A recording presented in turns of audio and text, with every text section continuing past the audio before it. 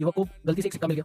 उसने सोचा कि यह कोई सजावटी वस्तु है, लेकिन अपनी किस्मत आजमाने के लिए उसने इसे पुरावशेष की दुकान पर ले जाकर सत्यापित करने का फैसला किया। अप्रत्याशित रूप से दुकान के मालिक ने एक नजर में ही पहचान लिया कि यह क्यानलोन टोंगवा की मां का सिक्का है। उसने तुरंत 5000 युआन की ऊंची कीमत की पेशकश की। ठीक है, सौदा पक्का। पैसे लेकर वह तुरंत पुरावशेष की दुकान पर उसे लेने आया, लेकिन उसे वहां योंगजिंग डोंगिंग का एक दाहिना कटोरा मिला। अब इस कटोरे का क्या करूं? अप्रत्याशित रूप से दुकान के मालिक ने लगभग 30,000 युआन की मांग कर दी।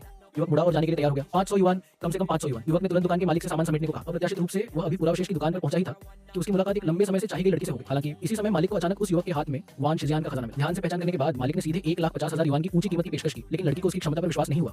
इसलिए उसने कहा कि अगर वह आज ही कोई बड़ा खजाना ला सकता है तो वह उसकी प्रेमिका बनने को तैयार है। यही तो तुमने कहा था, तुम अपने वचन से पीछे नहीं हट सकते। तुम सही हो।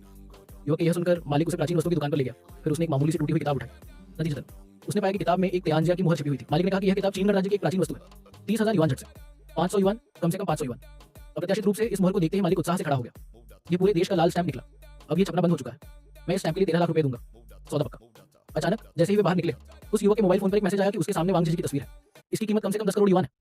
उसी समय मास्टर जानबाओ ने कहा कि इसमें लिखे सारे शब्द नकली हैं। ये नकली कैसे हो सकता है?